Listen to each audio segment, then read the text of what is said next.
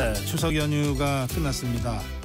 여야 정치권 추석 밥상 민심을 어떻게들 들었는지, 또 연휴가 끝나자마자 오늘 국회에서는 본회의가 열립니다. 그런데 또 본회의 열리자마자 여야가 충돌하는 모습을 또 보게 되는 건 아닌지, 이 정치 현안에 대해서 먼저 더불어민주당 원내수석부대표 박성준 의원 모시고 말씀 듣겠습니다. 의원님 어서 오세요. 네, 안녕하세요. 예. 네. 우선 추석 연휴 어떻게 보내셨어요? 19일까지 이제 대정부 질문 이어져서요. 이제 주말 내내 이제 지역민들 만나서 인사 다녔습니다. 아, 그러셨군요. 예, 서울 지역구니까 중구. 이제 저 같은 경우는 이제 성동구에 이제 큰 시장이 이제 금남시장이 있고요. 네. 또 저희는 이제 신당동에 중앙시장이 있습니다. 그래서 지역 상권들 다니면서 인사 나누고 추석 민심 들었습니다.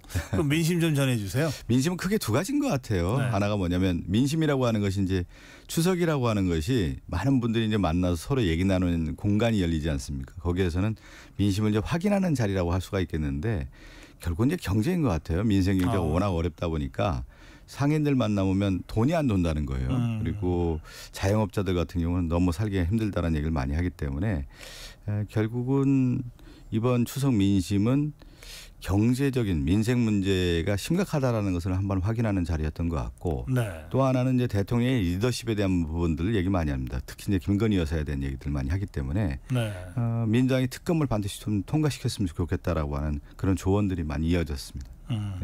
이제 우리 박성준 의원이 들으신 민심, 이제 그 민심을 바탕으로 해서 이제 또 연휴 끝난 후 시작되는 이제 국회에서 그렇죠. 이제 그 다수당으로서 역할을 이제 적극적으로 할 것 같은데, 그러다 보면 이제 오늘 본회의에서 그 세 개의 법안, 그러니까 김건희 특검법, 해병대원 특검법, 그리고 그 지역사랑 지역사랑 화폐법, 이거를 이제 처리한다는 방침이 알려졌습니다. 실제 처리하십니까? 오늘 처리합니다. 왜 그러냐면 지난 19일 날 이제 대정부 질문 끝나면서 저희들이 민주당은 원래 이제 지난 19일 날 김건희 특검 12일이죠. 지난 12일 날 김건희 특검법, 최혜병 특검법, 지역사랑 상품권을 좀 처리하고 싶었는데 우원식 의장께서 일주일간 더 유예 기간을 주면서 특히 의료 대란 문제라든가 지역민들도 그렇고 이제 국민들이 바라보는 어떤 시각도 있기 때문에 일주일 유예를 좀 해서 오늘 처리하겠다라고 하는 또 의지가 있었기 때문에 오늘 저희들이 이제 받아들였고 오늘 19일 날 세 가지 법안에 대해서 처리할 입장입니다. 지금 국민의힘 쪽에서는 이게 합의되지 않은 의사 일정이다. 원래 본회의는 26일 날 하기로 돼 있는데 라고 하면서 본회의 보이콧까지 검토하고 있는 모양이던데요. 네, 뭐 보이콧 할 가능성이 크고 필리버스터 들어올 가능성이 매우 크다고 봤고요. 근데 이 세 가지 법안에 대한 것들은 다시 한번 좀 설명하면 제가 앞서 얘기한 것처럼 경제의 선순환 구조가 좀 안 돌아가고 있단 말이에요. 특히 이제 지역에 있는 상권들이 좀 죽어 있기 때문에 이거를 경제 정책이라고 할 수 있는 부분에 있어서의 경제 선순환 구조를 이끌 수 있는 지역사랑 상품권법이 반드시 필요하다는 것이 이제 민주당의 입장이었고요.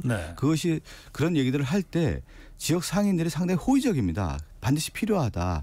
지역 내에서 화폐가 돌 수 있게끔 하는 그런 특별법이 필요하다는 얘기들을 많이 해왔고요. 또 하나 이제 김건희 여사 특검법 같은 경우는 도이치모터스의 전주라고 하시는 손모 씨도 유죄가 확정이 됐고 또 김건희 여사와 관련된 의혹들이 실질적으로 재판 과정에서 그게 확인되는 것이 드러났기 때문에 김건희 특검법은 반드시 필요하다라고 하는 것이 저희 민주당의 일관된 입장이었고요. 또 하나 이제 최혜병 특검법은 결국은 대통령실과 연관된 윗선 개입의 의혹에 대한 부분을 이제 풀어야 되기 때문에 이것은 당연히 특검으로밖에 해결할 수가 없다. 그럼 최고의 권력기관이라고 하는 대통령실까지 연관되어 있기 때문에 특검법이 반드시 필요하다는 거기 때문에 그것은 조속하게 또 실행해야 된다라고 하는 민주당 입장이기 때문에 이것은 오늘 19일 날 처리하겠다라는 일관된 입장이었던 겁니다. 네, 알겠습니다. 이제 설명하신 그 도이치모터스의 그 전주 손모 씨 1심에서는 무죄, 2심에서 유죄. 그리고 이제 대법원이 남아있죠. 남아있기 때문에 이제 확정은 아직 아닌데 어쨌든 2심 유죄가 났기 때문에 김건희 여사에 대한 그 혐의가 어떤 형태로든 밝혀져야 된다 이런 주장이신 아니, 거죠? 도이치모터스 주가 조작뿐만 아니라 김건희 여사와 관련된 여러 의혹들이 많이 있지 않습니까? 그것은 역대 대통령도 가족과 관련된 비리 의혹이 있다고 하면 그 특검이 됐을 때 김대중 대통령도 그렇고 김영삼 대통령도 그렇고 이명박 대통령도 관련된 자신들의 어떤 가족들의 비리 의혹이 있다고 하면 그래서 특검을 받지 않았습니까? 그렇다고 하면은 저는 윤석열 대통령이 또 검찰 출신이고 가족과 관련된 비리 의혹이 있다고 하면 이거는 정정당당하다고 하면 그 특검을 통해서 밝혀지는 게 맞지 않겠습니까? 피해갈 수 있는 문제가 아니라고 봅니다. 이 특검법을 더불어민주당과 야권이 이제 그 처리를 하면 처리가 될 것 같은데요. 의석수가 워낙 차이가 나니까. 필버가 되면 이제 저희가 이제 180명으로 하루마다 이제 끊어야 되기 때문에 그러면 오늘 19일이니까요. 20, 21, 22일까지 세 가지 법안이 된다고 하면 일요일까지 진행될 가능성이 큽니다. 그 경우에 이제 이거는 특히 김건희 여사 특검법은 대통령 가족과 관계된 거니까 이것은 윤석열 대통령이 제2요구권을 행사하면 안 된다 이런 취지의 말씀 조금 전에 하셨는데 그런데 실제로는 어떻게 예상하십니까? 거부권 행사할 가능성이 크다고 보고요. 거부권 행사한다고 하면 뭐 9월 말이나 이때쯤 거부권 행사하지 않겠습니까? 그렇다고 하면은 재의결하면 되는 것이죠. 그럼 재의결은 어떻게 전망하세요? 재의결에서 그 표결 될 가능성. 이제 표결에 대한 가능성을 얘기하기 전에 저는 이제 민심의 축적, 민심의 바로미터라고 할 수 있는 부분을 이번에 추석 민심에서도 확인을 했고요. 또 하나는 우리가 이제 민심을 확인하는 자리 중에 하나가 뭐였냐면 지난 총선이지 않았습니까? 총선에서 윤석열 정권에 대한 어떤 심판론도 있었고 또 윤석열 정권이 그것을 통해서 국정기조 전환을 하거나든가 김건희 특검법과 관련된 최혜병 특검법에 대한 관련된 국민의 의혹이 있을 때 이것을 풀어달라고 국민이 경고를 한 겁니다. 그런데 그것을 윤석열 정권이 받아들이지 않았기 때문에 또 추석 민심에 다시 한번 확인하는 거고요. 이거는 하나하나 어떤 축적의 과정이고 그것을 통해서 저희는 반드시 실현해야 될 특검법이라고 보고 있기 때문에 저희들은 만약에 10월에 재의결해서 통과되지 않는다고 하면 또 할 거라고 봅니다. 그러세요? 그 과정에서 또 11월이든 12월이든 점점 쌓여져 갈 것이다. 민심의 분노라기보다는 민심이 지금 확인되고 있지 않습니까? 김건희 특검법 하라는 거 아니에요? 거의 국민의 한 70% 가까이 온 국민들이 김건희 특검법 해야 된다라고 지금 명령을 내리고 있는데 그래서 어떻게 대통령이 거부할 수 있겠습니까? 그 지역 사랑 화폐법이요. 그거는 지금 25만 원 지원법하고 어떤 관계입니까? 25만 원은 이제 전 국민으로 이제 지원하느냐의 문제, 또 하나는 이제 선별적 지원에 대한 문제 이런 쟁점들이 있는데 25만 원 지원법 같은 경우는 전 국민으로 하자라고 하는 것이 민주당의 입장이었는데 뭐 그것이 이제 국민의힘에서 그 선별적으로 지원을 하자라고 하면은 그 부분에 대해서 수용하겠다라는 거고 지역사랑 상품권은 그야말로 지역 안에서 예를 들면 서울시역 저희 지역이 중구 아닙니까? 중구 안에서 지역사랑 상품권을 발행하면 그 안에서만 쓸 수 있는 거기 때문에 약간 다른 문제입니다. 그것은. 네, 그 25만 원 그 지원법을 지역 화폐를 형식으로 국민들에게 드리자 이 주장을 그동안 해왔잖아요. 그렇죠. 그러면 그런 점에서는 이게 연동이 된다고 봐야 연동이 되겠네요. 되는 문제고 같은 어떤 일맥상 같은 흐름이라고 볼 수가 있는 것이죠. 알겠습니다. 그러니까 지역 민생회복 지원금 25만 원과 관련된 부분에 대해서 또 거부권을 행사하니까 그렇다고 하면 이것을 지역에 특화된 지역사랑 상품권으로 가자라고 하는 것이 또 민주당의 입장이었던 것입니다. 자, 그 지역사랑 상품권과 관련해서는 국민의힘은 어떤 입장입니까? 또 대통령실은 어떤 입장? 반대하는 입장하는 것 같은데요. 그런데 사실은 이제 추석 연휴라든가 지금 하반기의 경제 상황을 볼 때 이것이 필요하다라고 하는 생각을 갖고 있는 분들이 꽤 많습니다. 사실은. 그런데 그것을 저는 대승적 차원에서 한번 바라봤으면 좋겠어요. 이게 민생회복 지원금 앞서 얘기한 것처럼 25만 원 관련된 것이 전 국민을 대상으로 하는 게 아니라 선별적으로 필요하다고 하면 그걸 한번 필요하다고 보고 그걸 다시 또 지역에 맞게 선순환 구조로 경제에 맞게 좀 국민의힘도 안을 낸다고 하면은 좀 더 새로운 안을 만들어서 여야가 같이 그것을 통해서 협치하는 모습으로서 지역 경제를 살릴 수 있는 방안도 나오지 않을까 싶습니다. 지금 말씀 좀 더 전향적으로 나왔으면 좋겠어요. 국민의힘이. 그 말씀 끝에 이제 협치 얘기가 나왔는데 지금 한동훈 대표, 이재명 대표가 그 만났을 때 그거 어쨌든 민생 관련 그 협의회를 좀 구성하자는 합의가 있었잖아요. 네네네. 그 이제 정책위의장 양당에서 네네. 좀 주도해서 그건 어떻게 되고 있습니까? 지금 이제 정책위장들이 좀 일단 주도적으로 만들고 있고. 그러면서 이제 좀 전환이 또 있었던 것 같아요. 이제 그러한 이제 민생과 관련된 협의체가 필요하다라는 부분에 대해서 이제 추진하는 과정에서 네. 의료대란 문제가 워낙 크다 보니까 네. 여야 의정 협의체라고 하는 부분이 이제 다시 이제 부각이 됐는데 실질적으로 이 문제를 해결하기 위해서는 정부 여당이 매우 중요합니다. 그런데 지금 보면 정부와 여당이 발맞춤이 맞지가 않아요. 지금 보니까 하나의 어떤 일관된 입장이라든가 정책 조율 과정에서의 서로 조율한 끝에 이제 발표가 돼야 되는 건데 그렇지 않은 가운데 있다 보니까 여야 의정 협의체도 사실 이제 난맥상이 있는 거고 또 하나는 지금 앞서 얘기한 것처럼 정책과 관련된 여야 협의체라는 부분이 있는 건데 네. 지금 얘기한 민생회복지원금이라든가 지역사랑 상품권과 관련된 부분에 있어서 워낙 시각 차이가 있는 것 같아요. 그러다 보니까 이것이 이제 접점이 이루어지지 않은 건데 네. 제가 지금 말씀드린 것처럼 그렇다고 하면 서로 안을 내서 같이 논의하는 테이블을 만들어서 이것을 좀 더 전향적으로 간다고 하면 그것이 탄력을 받는 것이지 네. 먼저 정부 여당이 이것은 되지 않는다 안 된다라고 하는 선을 그은 상태에서 이것을 접근한다고 하면은 어떤 일을 할 수 있겠습니까? 정부가 좀 이렇게 정부 여당이 좀 조율을 한 가운데서 서로 좀 더 대화 테이블에 나오는 것이 더 맞지 않겠나 싶습니다. 비록 입장 차이가 커도 일단 만나서 얘기하면서 차이를 확인하는 것도 진전이 그리고 저는 이제 만나는 것도 중요한데 정부 여당이 무조건 야당의 안에 대해서 반대하고 안 맞다. 우리는 그것을 논의할 수가 없다라고 하는 것보다 정부 여당이 이런 안을 갖고 있다라고 해서 나와서 그 안을 가지고 서로 조율을 하는 것이 맞는 것이지 정부 여당은 어떤 안도 내놓지 않은 상태에서 민주당의 안에 대해서는 무조건 반대한다. 이런 식으로 나와서는 안 된다는 말씀을 드리는 겁니다. 워낙 이 의료 사태가 좀 이제 위중하고 심각하다. 이제 그런 말씀하셨습니다. 추석 전에 여야 의정 협의체 출범을 목표로 활발하게 움직였는데 그게 결국 안 됐어요. 어떻게 전망하세요? 이것도 좀 쉽지 않은 게 가장 중요한 게 의료단체 아니겠습니까? 의사단체라고 할 수가 있겠는데 여기서 쟁점을 삼는 것이 25년의 의대 정원 문제하고 26년의 의대 정원의 유예 문제 아니겠습니까? 그런 문제에 대해서 한동훈 대표도 심각하게 생각하고 있지 않습니까? 그렇게 하고 있고 또 그렇지만 또 추경호 대표라든가 대통령실의 입장은 좀 다르다 말이죠. 그러니까 정부 여당의 하나의 안이 있어야 되는 건데 정부 여당도 안이 만들어지지 않은 상태에서 의사단체들과 협상 테이블에 무조건 나오라고 하는 부분에 있어서는 이게 조율이 안 되는 것이죠. 저는 거기에 가장 큰 책임이 있다고 보고. 안 그래도 국민의힘 내부에서도 한동훈 대표가 의료계만 만날 게 아니라 정부하고 우선 조율을 먼저 해야 되지 않냐 이런 내부적인 문제 제기도 있는 것 같더라고요. 한동훈 대표가 정부뿐만 아니라 정부 여당인 추경호 대표도 좀 제대로 만나야 될 것 같아요. 추 대표와 원내대표가 사실 여야 협상의 테이블 아니겠습니까? 자꾸 딴 소리가 나옵니까? 그럼 다른 소리가 나온단 말이에요. 그러면 그것이 도대체 어떤 안이냐고 생각할 수가 있지 않겠습니까? 그러면 저는 정치라고 하는 그 내부 조율이 더 중요하거든요. 사실은요.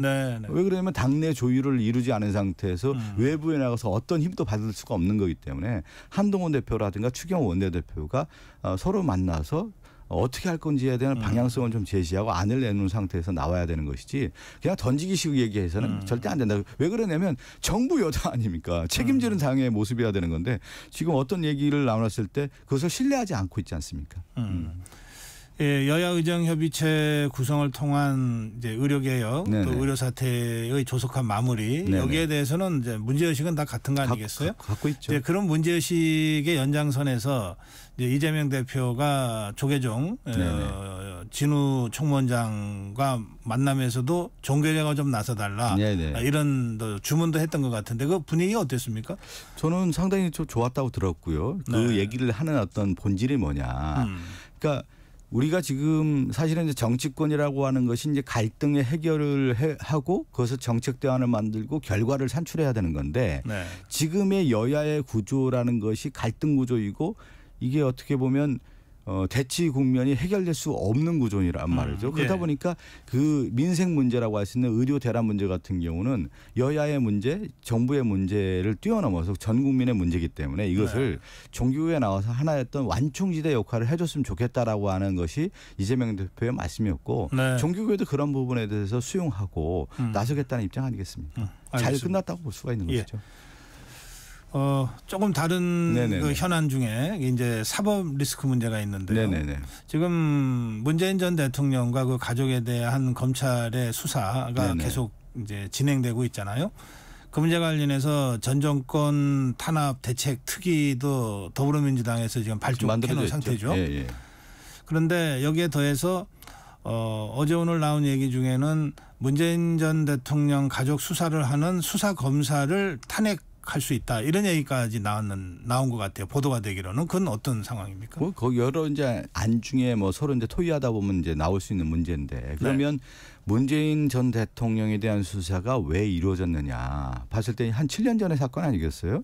그것을 한 3년 전부터 2년 전부터 그 윤석열 정권 들어서면서부터 전주지검에서 쭉 그 관리를 해왔던 문제인데 그러면 지금 이 시점에서 어떤 뭐 새로운 이슈가 나온 것도 아니고 한 7년 전의 사건이라고 하는데 결국은 전 정권을 겨냥한 기획수사 아니겠느냐라고 하는 것이 이제 민주당이 바라보는 시각이고요. 그렇다고 하면 그 검사들과 관련된 조사는 뭐 조사를 할 수 있는 것이죠. 검사들이기 때문에 수사기관이기 때문에. 그런데 의도성이라든가 아니면은 불법적 수사라든가 이런 문제가 드러났을 경우에는 그것을 좌시하지 않겠다라는 것이 이제 민주당의 그 전 정권 탄압대책위원회 입장이라고 할 수가 있겠는데 그 토의에서 나온 얘기라고 할 수가 있겠죠. 그러면 수사검사 탄핵은 아직 당론으로 한다든가 아직 고려하고 있지는 않고 그런 여러 의견 중에 한 분이면 누군가 얘기할 수 있었겠는데 그러면 단순하게 생각해 보면 그러면 수사를 정당한 수사가 아닌 불법적인 수사가 이루어졌다고 하면 그것을 좌시할 수 있겠습니까?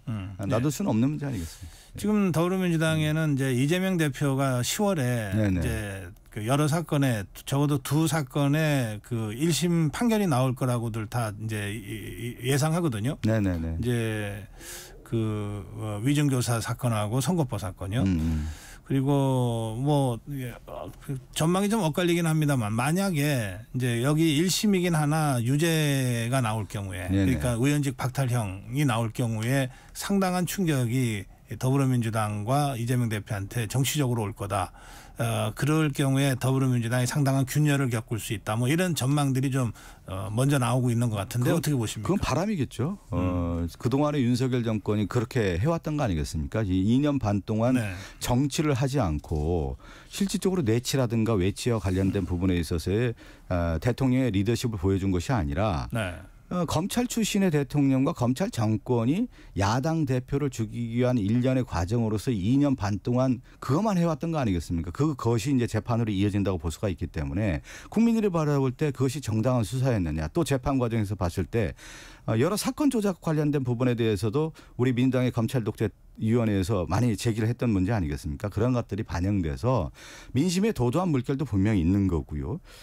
저는 야당 대표에 대한 정치 탄압에 대한 어떤 수사의 일련의 과정으로 저희들이 보고 있기 때문에 그것이 민심의 반영이고 재판부도 그것을 알고 있기 때문에 저는 좋은 결과가 나올 거라고 보고 지금 우리 고 박사님이 말씀하신 그 우려는 일정한 특정 세력들에 의한 자기들의 어떤 바람에 이지 않겠느냐 저는 그렇게 보고 있습니다. 알겠습니다. 그 이제 뭐 이렇게 한참 치열하게 여야가 공방을 하다가도 뭐 추석 연휴 같이 이번에 한 5일 정도면 꽤 긴 연휴인데요. 연휴를 거치면서 다시 또 전열을 가다듬고 나오기도 하지만 또 마음을 좀 새롭게 해서 나오는 측면도 있잖아요. 그렇죠. 그건 국정을 운영하는 대통령과 대통령실도 뭐 그런 걸일 것 같아요. 이제 윤석열 대통령이 오늘 체코 가죠. 2박 4일 원전 수주가 직접적인 그 목표인 것 같은데 어쨌든 뭔가 좀 신기일전하면 어떨까. 대통령도 정치권도 이런 바람을 우리 국민들이 좀 갖고 있는 것 같아요. 그 지금 우리 박성준 의원 윤석열 대통령과 정부에 대해서 좀 이렇게 가자고 한 말씀 하신다면 어떤 말씀 하시겠어요? 제가 고 박사님도 이제 정책을 하셨기 때문에 제가 갑자기 생각이 났는데 네. 대중이 이제 싫어하는 거 옛날 클린턴 대통령을 만들었던 딕 모리스라고 하는 네. 미국의 전략가가 세 가지를 얘기하더라고요. 대중이 싫어하는 것이 뭘까? 그랬더니 분열, 그다음에 극단, 그다음에 무능이라는 거 아니겠어요? 윤석열 정권에 관련된 부분에 있어서 국민들이 볼 때 갈라치겠다는 거 아니겠어요? 그리고 이념을 강조하면서 극단주의적인 어떤 모습으로 가는 거고 또 하나는 뭐냐면 지금 이제 체코를 방문하는데 이번에 추석 민심의 가장 큰 문제는 국민들이 바라보는 것은 유능한 정치를 좀 해달라는 거예요. 내치의 문제에 있어서. 그리고 대통령이 현장이 없다라는 생각을 갖고 있는 것 같아요. 능력을 좀 보여줬으면 좋겠다. 사실 이제 정치를 한다라는 것은 그 능력을 통해서 대안을 만들고 국민의 삶의 질의 개선 문제 아니겠습니까? 근데 국민들이 봤을 때 지금 삶의 질의 개선 문제가 해결되지 않은 가운데 내치는 사실 좀 관심이 없는 거고 오히려 외치를 통해서 바깥으로 도는 거 아니냐 이렇게 좀 바라보기 때문에 좀 더 국민들에게 다가가는 어떤 정치를 통해서 좀 심기일전. 그래서 저희들이 민주당에서 국정기조 전환을 얘기하는 거 아니겠습니까? 네. 검찰권만 행사하는 것이 아니라 정말로 포용 정치라든가 통합의 정치라든가 연합 정치를 통해서 대통령의 리더십을 보여달라고 하는 것이 국민의 목소리이기 때문에 저는 그러한 모습으로서 대통령의 심기일전하고 국정기조를 좀 바꿔줬으면 좋겠다는 말씀 드리는 겁니다. 네. 예, 총선 민심에서 표출된 그 국정 전환의 국정 기조의 전환. 국정 운영 기조의 전환. 이걸 다시 한번 강조하신 거네요. 민심의 축적의 발현이 총선이고 지금 다시 한번 확인한 자리가 추석 민심 아니겠습니까? 알겠습니다. 네, 오늘 여기까지 말씀 듣겠습니다. 고맙습니다. 네, 감사합니다. 네, 더불어민주당 박성준 원내 수석 부대표였습니다.